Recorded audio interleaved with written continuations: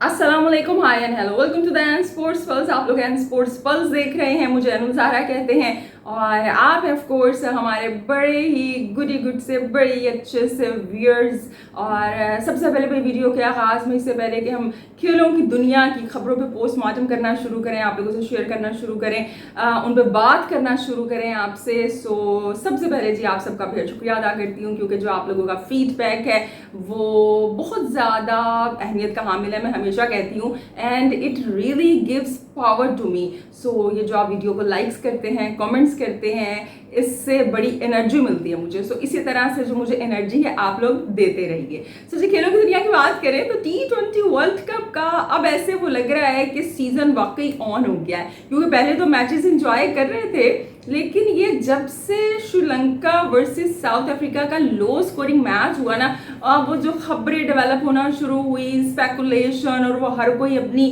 राय का इजहार कर रहा है, तो अब पता चल रहा है कि भाई कुछ ज़रा हंगामा हुआ है, कुछ खलबली मची है। क्योंकि आपको पता है कि हम लोग एशियंस हैं, खलबली ना मचे ना तो हमें मज़ा ही नहीं आता। वैसे चलेंगे तो खैर मजाक की बात है, लेकिन इस मैच ने और इस पिच ने वाकई मुझे हैरान कर दिया। अच्छा, जब श्रीलंका ने बैटिंग की तो I was thinking what are terribly they bat, कितनी पथेटिक इन्होंने बैटिंग की। अच्छा, पिच के अंदर तो अनइवन बाउंस था, वो तो आपको वैसे भी मैच देखने से पता चल रहा था, एकदम बॉल ऊपर आ रहा है फिर नीचे आ रहा है, तो वो तो पता चल रहा था। लेकिन फिर मैंने कहा कि भाई अब ठीक है, ये श्रीलंका जो है ने ये जो 76 रन बनाए हैं, ये तो मेरे ख्याल से 10 ओवर के अंदर मैक्सिमम साउथ अफ्रीका को बना लेने चाहिए, वो जिस तरह की उनकी पावर हिटिंग है। लेकिन भाई साउथ अफ्रीका के बैटर्स के लिए तो वो उतना ही इम्तिहान था जितना श्रीलंका के बैटर्स के लिए था। सिर्फ एक एडवांटेज उन्हें हासिल था, और वो ये था कि दे न्यू कि उनका टारगेट क्या है, उन्होंने कितना अभी आगे बढ़ना है, कितनी मेहनत करनी है। तो मुझे बिल्कुल हैरत ना होती कि अगर श्रीलंका के बजाय, यानी श्रीलंका ने टॉस जीत के पहले फील्डिंग की होती और साउथ अफ्रीका को दावत दी होती, तो साउथ अफ्रीका का भी यही हाल होता जो उनका बाद में सेकेंड इनिंग में हाल था। आप देखेंगे 17th ओवर में जाके वो कहीं फिर 70+ रन का टारगेट अचीव किया उन्होंने।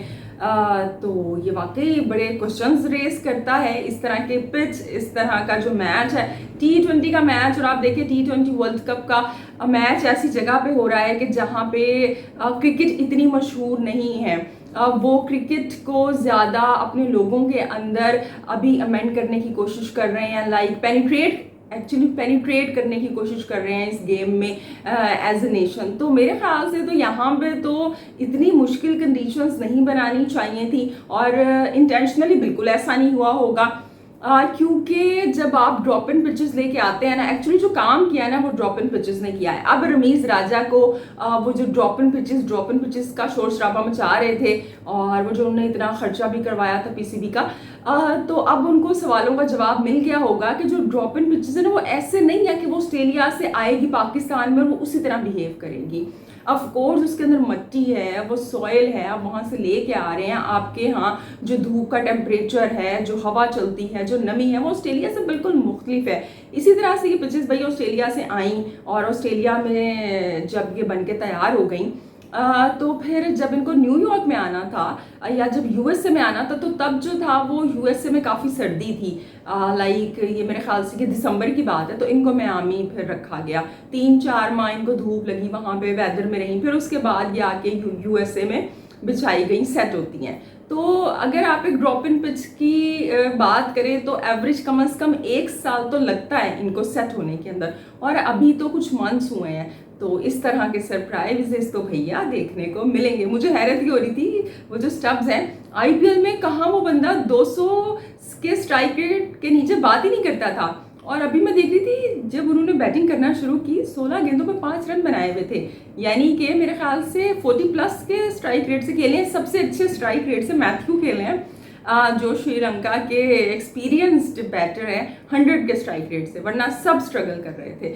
अच्छा, बाज़ लोग ये भी कह रहे हैं कि भाई अभी अगर आईपीएल में और पीएसएल में आप देखें इतने हाई स्कोरिंग मैचेस होते हैं, बैटिंग विकेट्स होती हैं, उस पर तो लोग शोर नहीं मचाते, और अभी एक मैच में बैटिंग को क्या ज़रा इम्तिहान आ गया तो लोगों ने तो शोर मचाना शुरू कर दिया। नहीं भाई, हम तो उस पर भी कहते हैं कि वो अभी बिल्कुल फेयर नहीं होता।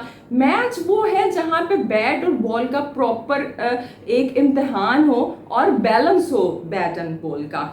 हाँ, चाहे आईपीएल में 500-500 रन बन रहे हैं, पीएसएल में 400-400 450 रन बन रहे हैं, तो हमने तो उसको भी क्रिटिसाइज किया है क्योंकि मैच वही है, जैसे कि मैंने कहा कि जहाँ पे बैलेंस हो। और इसके अंदर जब आप अगर चाहे ज़्यादा बॉलिंग फ्रेंडली बना देंगे या बैटिंग फ्रेंडली बना देंगे तो बिल्कुल मज़ा नहीं आता है उस तरह से।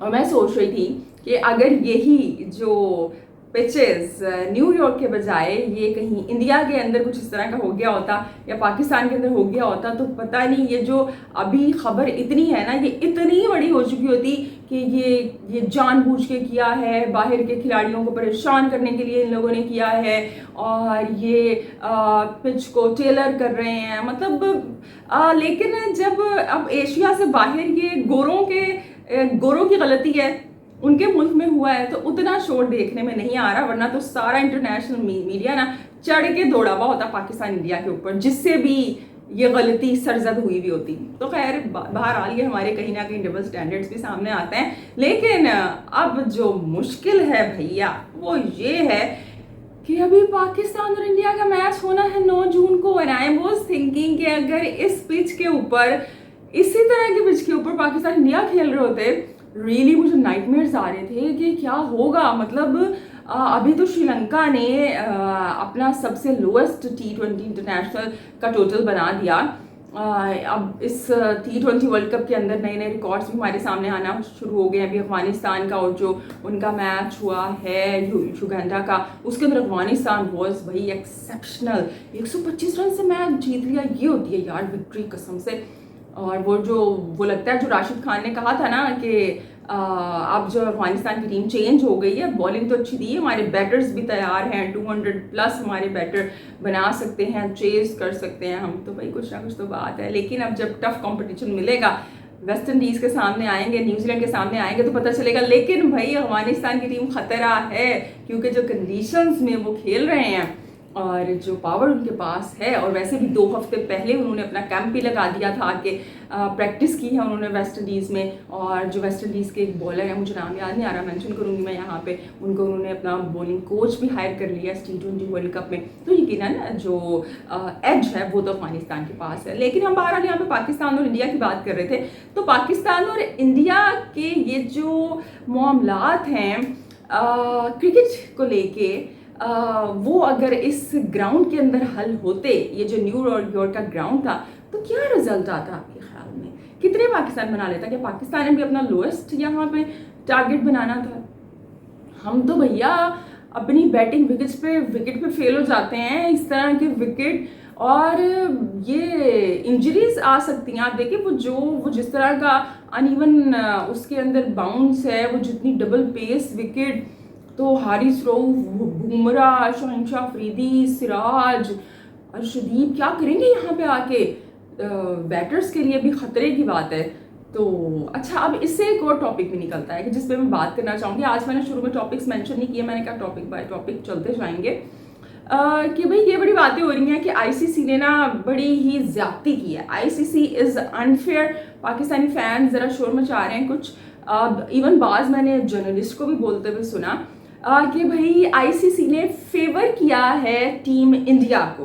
कैसे फेवर किया है भाई? आईसीसी ने फैंस के मुताबिक, पाकिस्तानी फैंस के मुताबिक, टीम इंडिया को लैंड करवाया है न्यूयॉर्क में, जहां पे उन्होंने अपने 3 मैचेस खेलने हैं आउट ऑफ 4। तो 3 मैचेस यहाँ पे खेलेंगे, फिर एक मैच जो आखिरी है वो खेलने के लिए उनको ट्रैवल करना पड़ेगा यहाँ से, न्यूयॉर्क से फ्लोरिडा के लिए। तो वो कहते हैं कि जो पाकिस्तान की टीम है, पाकिस्तान की टीम तो देखिए वो डैलस के अंदर है, वहाँ पे उनको प्रैक्टिस सेशन नहीं मिल रहे, बारिश हो रही है, वैसे आगे 2-3 दिन बारिश की प्रिडिक्शन है। फिर वहाँ पे वो यूएसए से मैच खेलेंगे, फिर उसके बाद ट्रैवल करके वो न्यूयॉर्क आएंगे, 1 दिन की प्रैक्टिस मिलेगी। और जी वो कहते हैं कि फैंस के फिर वो उनको कंडीशंस को भी समझना है उस प्रैक्टिस के अंदर, जबकि इंडिया की टीम तो वहाँ पे है, वो तो मैच वहाँ पे खेल रहे होंगे भाई अपने, वो ऑफ कोर्स उस आउटफील्ड को जो कि वैसे ही स्लो है और जो पिचेस हैं उनको ज़्यादा अच्छे से समझ लेंगे, पाकिस्तान को उतना टाइम नहीं मिलेगा। और फिर ये भी बाज़ लोग कह रहे हैं कि भाई ट्रैवल इतना करके आएंगे, मेरे ख्याल से 3-3.5 घंटे की फ़्लाइट है और 1 घंटे का टाइम का डिफरेंस आ जाता है, तो क्लाइमेटाइज होने में टाइम वो लगेगा। तो ये पाकिस्तान के साथ बड़ा अनफेयर हो गया है। अब देखिए, मैं यहाँ पे ना पाकिस्तान की साइड पे बोल रही हूँ, ना मैं इंडिया की साइड पे बोल रही हूँ, ना मैं आईसीसी की रिप्रेजेंटेटिव हूँ यहाँ पे। मैं यहाँ पे एक न्यूट्रल बात करूँगी जो कि मुझे समझ में आ रही है। अगर हम इन सब कंडीशंस को, इन सब बातों को देखें तो ज़रा न्यूट्रल वे में जब हम बात करते हैं तो देखें, जो इंडियन प्लेयर्स हैं वो आईपीएल खेल के आ रहे हैं। ऐसा हो सकता है उन्होंने आईसीसी से रिक्वेस्ट की हो कि हमने आईपीएल खेल के आना है, इतना हमारा टायरसम किस्म का शेड्यूल, तो हम ट्रैवल नहीं करना चाहते, और ये पहले से बात उनमें हुई भी हो और इस वजह से ये प्लान किया गया हो। लेकिन आप देखें, 2 वार्म अप मैचेस थे, एक न्यूयॉर्क में था, एक न्यूयॉर्क से बाहर था। इससे क्या कहेंगे ना, ये जो टायरसम शेड्यूल था कि जिसको आईपीएल से वो कैरी करके आ रहे थे, उसको मज़ीद मुश्किल ना बनाने के लिए एक वार्म अप मैच भी इंडिया ने छोड़ दिया कि हम भाई वो वार्म अप मैच नहीं खेलेंगे क्योंकि हमें ट्रैवल करना पड़ेगा, हमारे खिलाड़ी वैसे ही थके हुए हैं। तो आप देखें, वार्म अप मैच तो बाहर रखा गया था एक, और जैसे कि मैंने कहा कि पहले से कोई इस तरह की बात हो सकती है।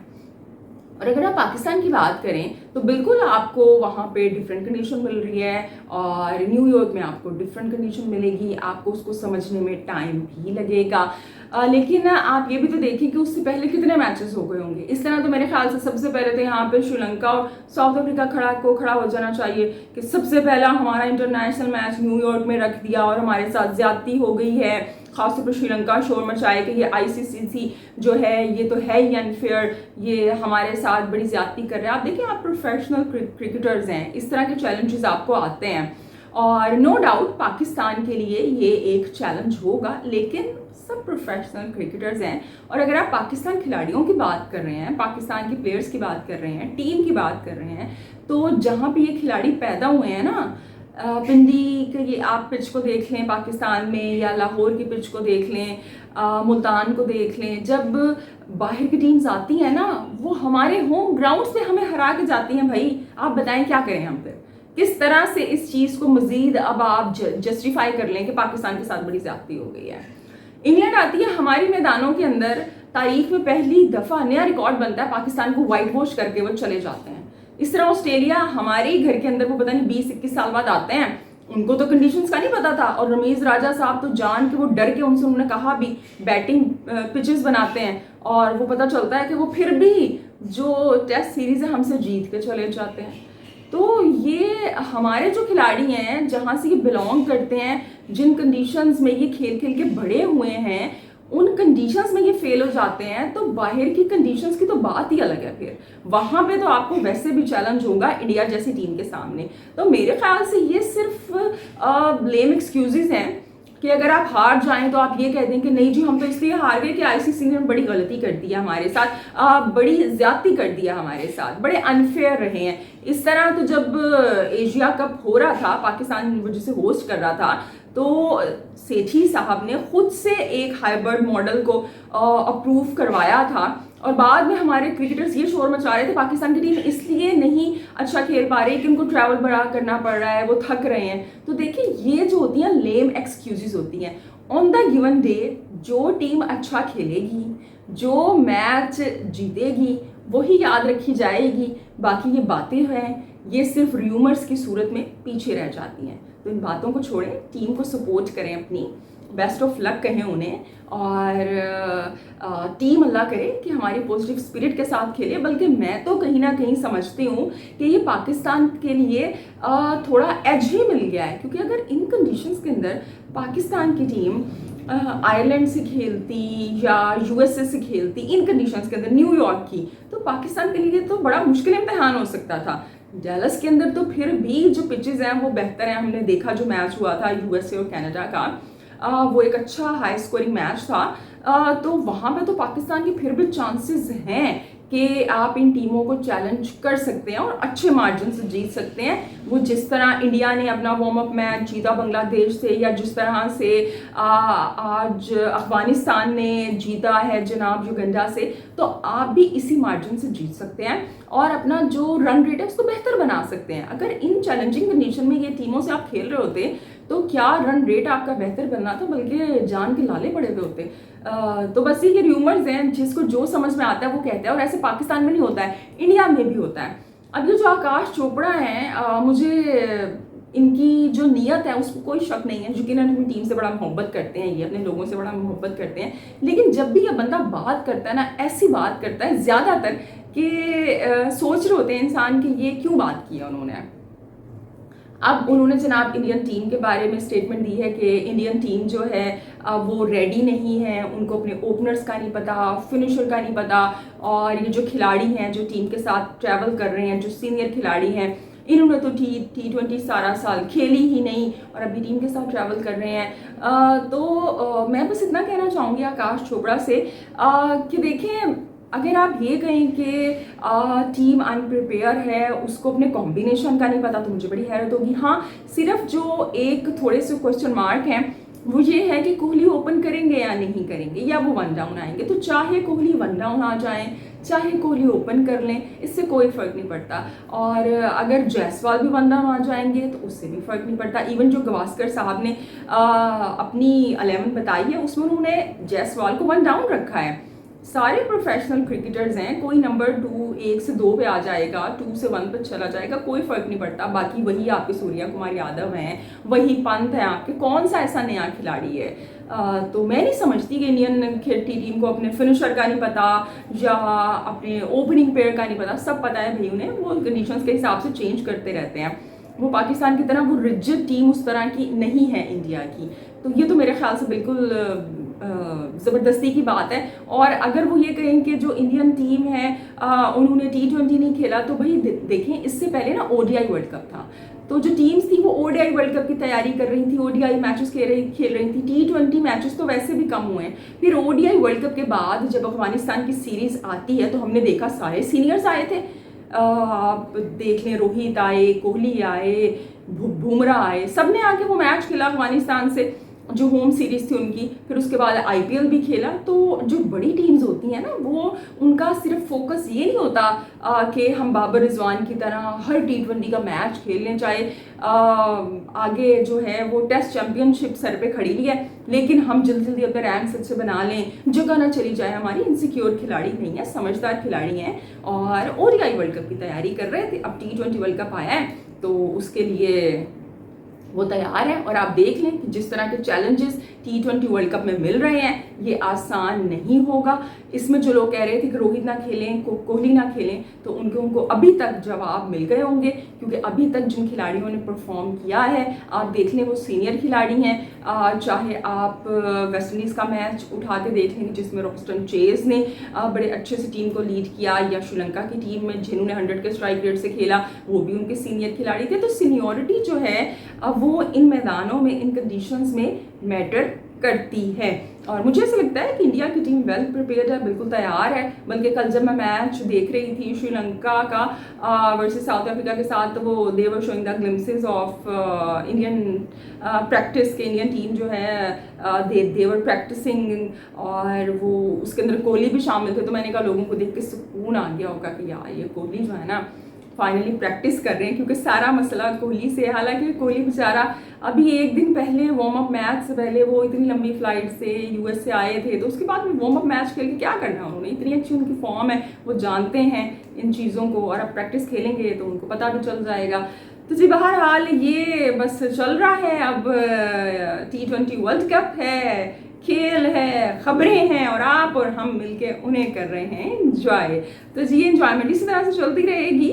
और अब आप लोगों से नेक्स्ट वीडियो में मुलाकात होगी। अपना ढेर सारा ख्याल रखिएगा, हंसते मुस्कुराते रहिएगा और अपने फीडबैक से ज़रूर अपडेट कीजिएगा। अल्लाह निगहबान।